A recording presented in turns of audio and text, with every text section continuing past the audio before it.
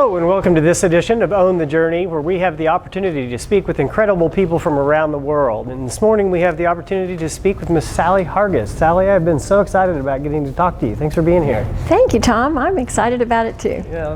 And so you are chairman of the board of Ozarks Coca-Cola Bottling Company. I am indeed. Yeah, well, congratulations for that. That's an awesome thing. Be careful what you wish for, right? Yeah, exactly. Talk to us a little bit about your story. You've done many things in your past, and I'd love to hear how you worked your way into this role. Well, there's not a whole lot of mystery behind it, nor is there a lot of excitement behind it. I was born and bred here in Springfield, Missouri, joined our family business and began to be very interested in how to carry on our family business to future generations. And so became a student of board governance and was elected chairman in 2016. Wow, that is awesome. So what in your world and understanding that governance, what's different between being the chairman of the board and being involved in the operations on a day-to-day basis, and how does that interaction work in your organization? Well, in our organization, of course, we're family owned. Yes. And so very important piece of information for our culture. Our culture is family centered, and although our board does have family members on it, we also have independent directors, and we depend on both independent and family directors to help guide our business and plan for the future. Well, I think there's a lot of small businesses in the world that don't really understand board governance. I mean, we are fortunate enough at J-Mark to have a board, but we operated for years without one, and it's turned out to be an absolute gift for us, and just getting good advice and having oversight and that outside influence. Do you find that helps your team operate more succinctly and operate more effectively as well? Absolutely. I mentioned we have a family-centered culture, so the executive leadership team is as focused on their role in that family-centered culture as we are in the family. And I think it's fairly common for small businesses to not exist with a board, especially in the entrepreneurial generation, the first or second.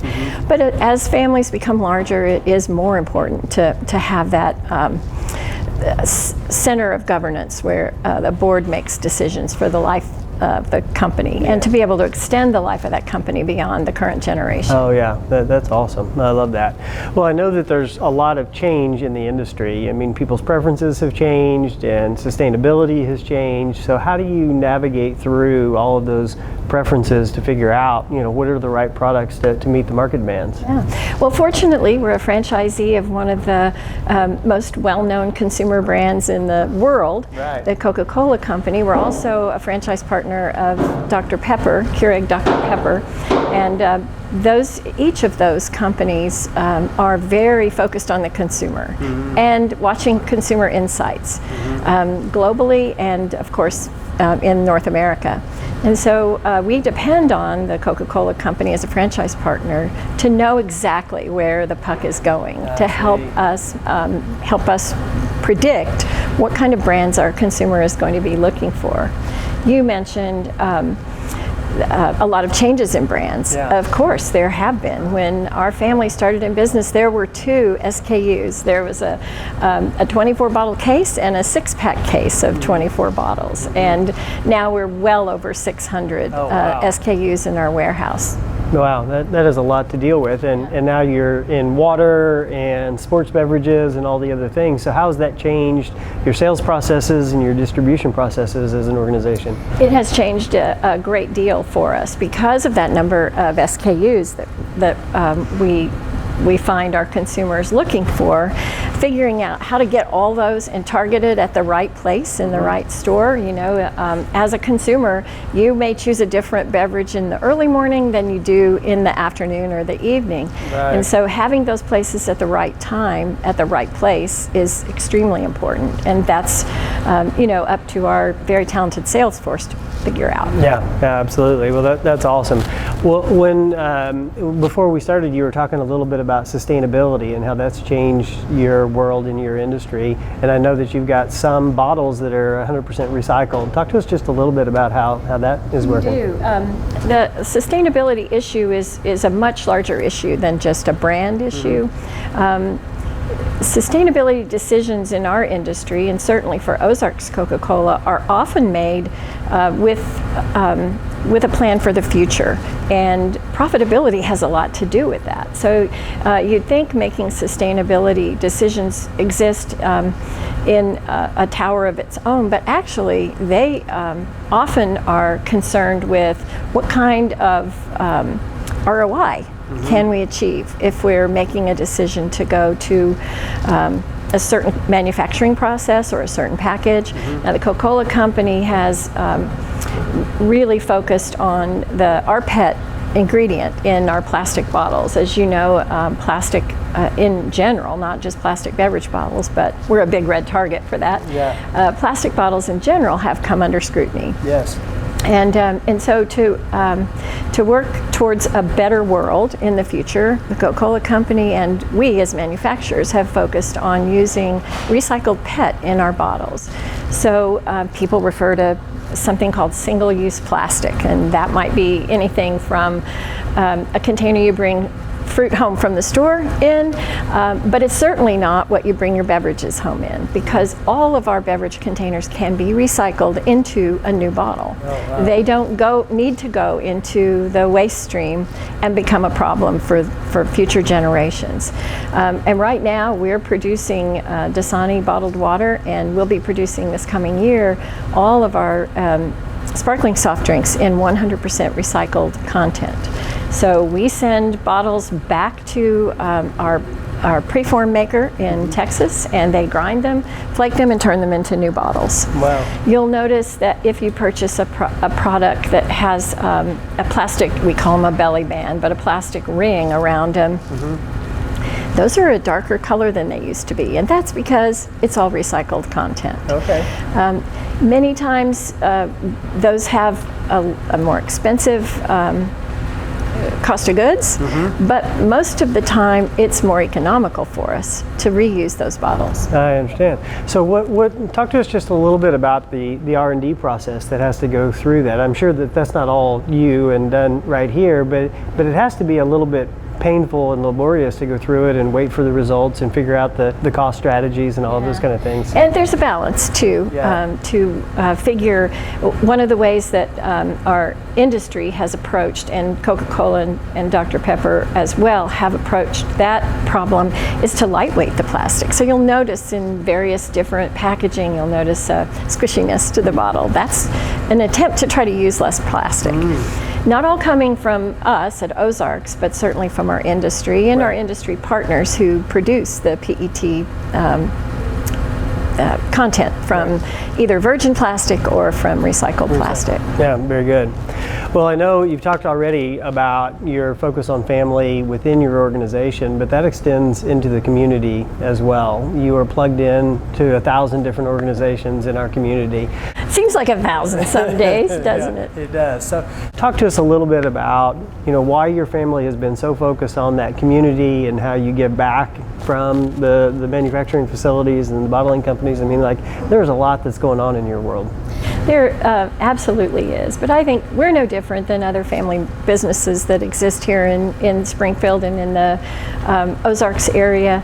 We feel a responsibility to be a part of that community. I think for me it's rooted in a strong belief in free enterprise. Free enterprise system gives us the ability to compete. It gives us the ability to thrive and plan for a longer term success than just what a public company might be able to plan for. Quarterly reports to shareholders. We're obviously focused on success for the next quarter, but the bigger target is what can we produce for this company, for the 830 families that depend on us for their livelihood. What can we do to secure that future much beyond this year, 5 years, and into the next generation for those families and for our family? So I think being aware that free enterprise gives us that privilege, we have an awesome responsibility of fulfilling that in giving back to the community. Yeah, that's awesome. And I know that you guys make lots of contributions and both of time and money into the community to make that happen. Talk to us about one of your favorite community stories, just some of the things that that you guys have been able to do that's made a difference, or a situation where you've been able to donate and make a difference in the community. I don't know that I could give you one organization in particular, but I think that our focus from our family and from the families of those who are in all of the communities that we serve have focused on education and have focused on relationships with school districts and higher education institutions. There was a time period in 2007 and 8 where there was a lot of scrutiny on marketing to children, and the Coca-Cola company developed some policies, and our industry, American Beverage Association, where I continue to serve, developed some policies about how we communicate to the consumer about marketing to children.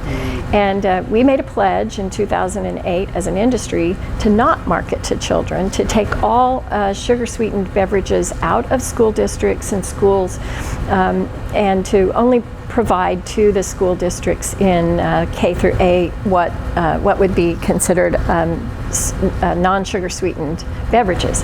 A big change it seemed like, but it has really been meaningful to those school districts, because at that time it seemed like we were communicating a pullback of support when in fact it reinforced the support that we had there. School districts, both public and private schools, all have families at the center, and that's where our brands belong. That's where our family belongs.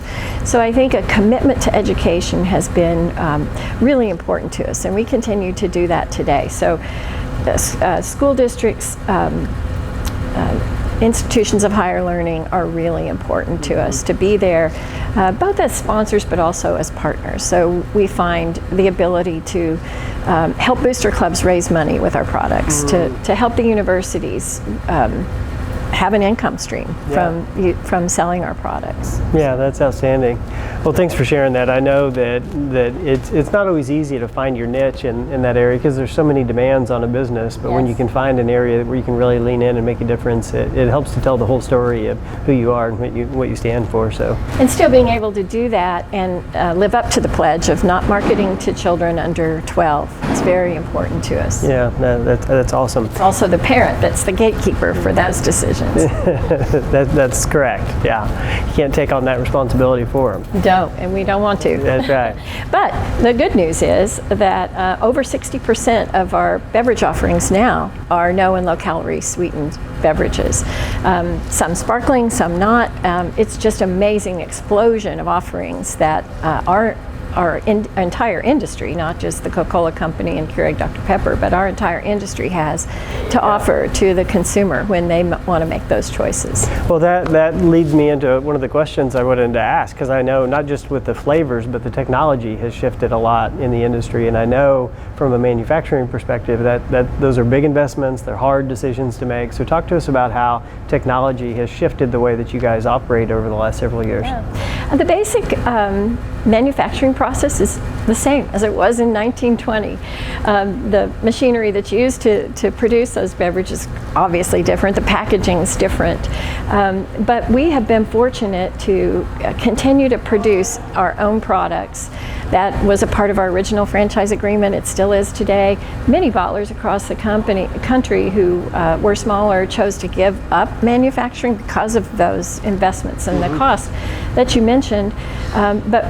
But we, and my father especially, was determined to keep us in the manufacturing business. At times, the cost was a question. Yeah. But the ability to produce our own products also gives us more control over the cost of goods, more control over the availability. We're not dependent upon a production center in Kansas City or in Texas to get us the products that we need that our consumers most want. So from the early days in producing near here over on Phelps Street, 2 different SKUs, a 24-pack case and 2 6-pack cases. Now we will operate at the end of May. We'll operate a can line and 2 plastic bottle lines. Wow. No, that's awesome, and I'm sure that within your world, just the overall investments required, the challenges in order to get those things done. It's a big thing and a big investment. It's huge. We carefully consider the ROI on that, but also the disadvantage of, if we're not producing those items, how hard are they going to be to get? COVID was a good lesson for us. We were in full process with plastic bottle line, a brand new plastic bottle line in 2019, and when COVID hit, you may remember there was an aluminum can shortage. So anything that was produced and packaged in an aluminum can became scarce. So for the Coca-Cola company and bottlers of our size and larger, we had to make some tough decisions. Do we go ahead and produce all of the flavors in all the cans, or do we concentrate on the core? And in our industry, in the soft drink industry, we concentrated on the core. I think many in the alcohol space did the same thing. And people were going back to brands they were familiar with and focusing on the core. But it pointed out to us a real gap in our ability to be self-sustaining. And as a result, we were determined to take on the production of cans, and now that manufacturing center is being built. Wow. And will be fully operational by summer. Wow! And so you guys, you didn't shy away. You leaned in to take control of the supply chain so that you didn't have to rely on others. We did. At a great deal of debt. Yeah, sure. But with that long-term view I mentioned, we have an idea of where that ROI is going to happen, and so gave our decision making a bit more comfort. Yeah, well, when you're responsible for 800 families, there's a lot at stake, and I know how seriously you all take those choices. We do. So, yeah, that's amazing. So talk to us just a little bit. I know with your background in home economics and those things, like storytelling is a piece of who you are and culture and how you do things. So how does that play into the day-to-day world of what it means to lead an organization? Well, I think your background really develops in the home at an early age, and I was fortunate to have a home that encouraged me to explore different career opportunities. The home economics and journalism was a kind of like a dual role for me in college, but coming out of that and entering into the media sales area was really so fortunate. Having worked at KY3 for 10 years prepared me for and all of the cold calling and all of the sales experience prepared me for re-entering my family business and being able to to really know what was on the consumer's mind and how to push forward with that goal. Right. Well, and now what you learned from that, a lot of what your responsibility is, I'm sure, is to sell to your team, to sell to your employees about the culture and the pride and the quality of the products that you're doing. And so I'm sure that has had a big impact on your ability to influence there too. Going back to free enterprise and the whole idea of competition is I think at the root of our success. The family, of course, but the leadership team is very competitive and so important to winning, and that team aspect. Opening our books to team members, understanding that same principle of our neighbor SRC, who's taught us well about taught our community well about how to establish the team approach to business, and our team made up of some pretty strong athletes right now, and so that team spirit and that competitive nature has really been a factor in our success. Yeah, that's fantastic. So how does that turn into dealing with change and being ready to handle the next thing, and resilience and preparing the team for what's coming next? I mean, you've been there and done that some, and when you're dealing with young team members who aren't quite as experienced in dealing with the adverse effects of free enterprise and what's going on in the marketplace, how do you lead a younger team to really understand some of those dynamics? I think the key there is trust. And so whether you're a younger team member or a more seasoned team member, we try to ensure that trust is there. And so you're free to explore, free to exchange ideas, and not be afraid to fail because of that trust. And so I think that's a key to success in anybody's business, certainly in ours, to be able to have that comfort level that, sure, there's accountability, but there's also a great deal of trust. Yeah, well, I think it's important for leaders to understand that they have to give trust first instead of expecting it from their team. And when you have the family morals in place and those dynamics, then it becomes a lot easier to do that. Yeah. And vitally important to the success of the company, and the success of those who are in jobs that will be in a different job in 5 years and hope to progress throughout the life of their career. You know, for many years we were the same size, and when the Coca-Cola company refranchised, we had the opportunity to grow. All of a sudden there were lots of opportunity for our existing workforce to move into other areas and to expand, and then bring up a whole new generation of younger managers. And it's been very gratifying to be able to see the growth in the career paths of those people. So how do you prepare young managers for that next step within your organization? How are you guys mentoring those folks along and helping them to be ready for that growth? I think that a strong HR team is highly capable of talking about career paths and encouraging the development of one's skills. Most importantly, I think they just see their coworkers achieving those new positions, and so it's inspiring for them, as well as intentional mentoring going on. Yeah, I love that. And when you think about not only the career pathing that goes in, but a lot of it is just continuing education to constantly learn, and I'm sure that's a part of your culture as well. It is, and we're fortunate as a part of both franchise companies to have that continuing education prepared for us, mostly brand-wise, but certainly marketplace. And so a lot of the continuing education we have at our fingertips, and I think that helps our people to become, more and more engaged in how to progress. Yeah, absolutely. Well, I know one of the things that is always tough in manufacturing is managing safety.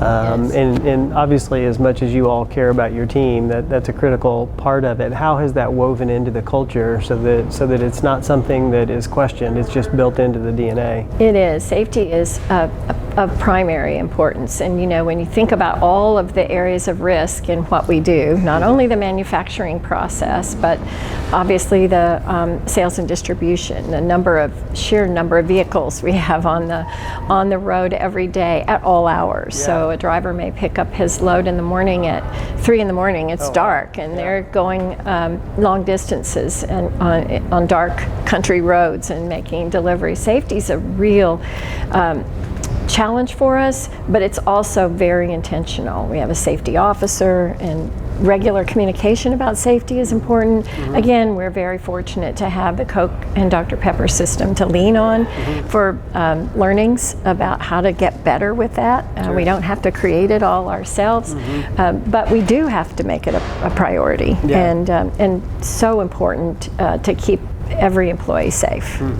How have you had to navigate through that when you find someone who just doesn't take it as seriously as you would like? I mean, when your boots on the ground, I know it's got to be non-negotiable to a point. It is non-negotiable. Yeah, they're I don't think we've ever run across someone who has refused to operate in a safe manner, because we focus on it so much. And I think our teammates hold each other accountable for that. No one wants to have an accident of any kind, whether it's a simple office accident or manufacturing centered or vehicle.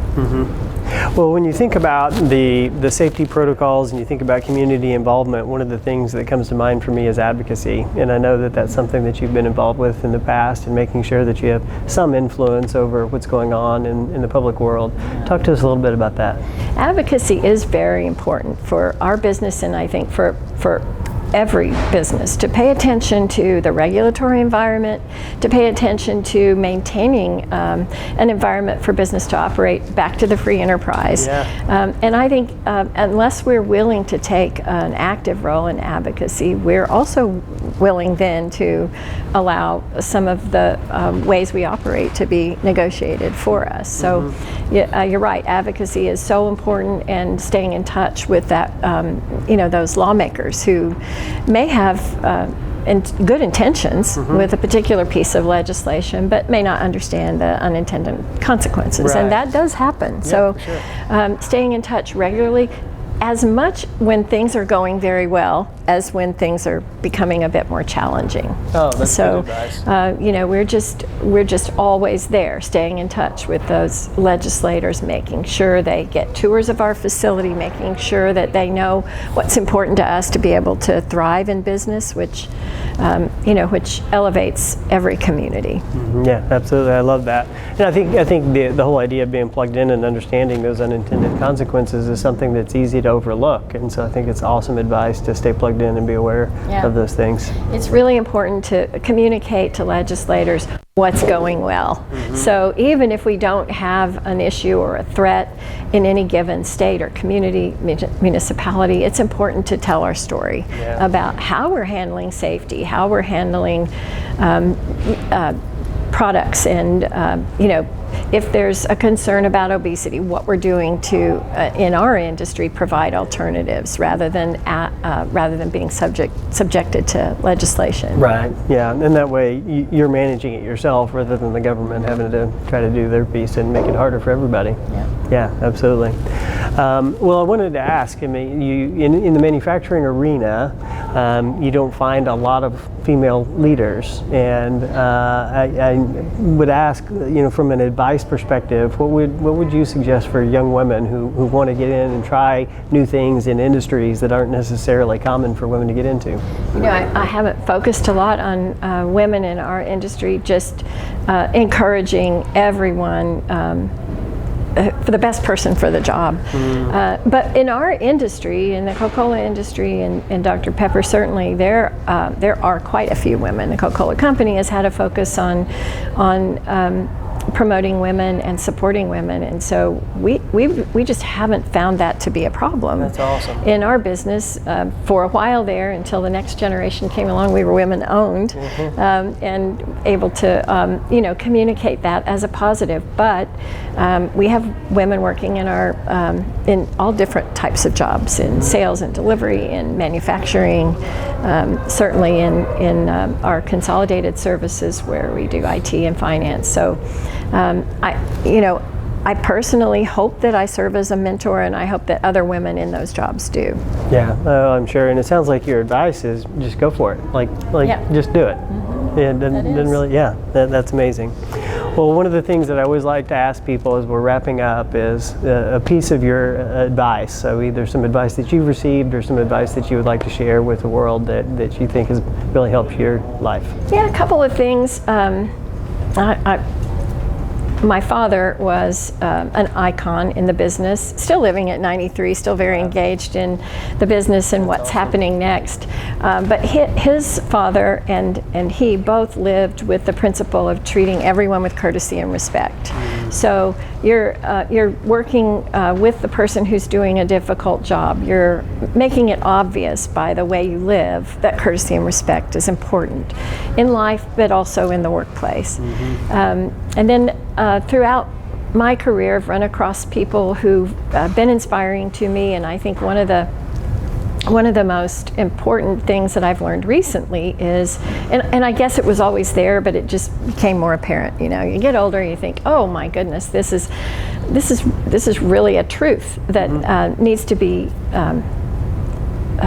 be talked about more, and that's about purpose alongside progress. And I think progress without purpose really is meaningless. Right. And so you have, and that's not an original quote for me, that has come from several interactions I've been able to have with business leaders, but keeping the purpose in your progress is really important. Yeah, and it's obvious that a lot of your guys' purpose is the family, is the taking care of your team and all those 800 families. Well, it's really to refresh people and provide sparkling moments of refreshment. So That's awesome. we just want people to enjoy the happiness, the simple happiness of one of our products that can bring to life. Well, that's awesome. Well, Sally, I want to raise a glass to you and say congratulations for owning your journey. Thank you. Thank you. Thanks, Tom.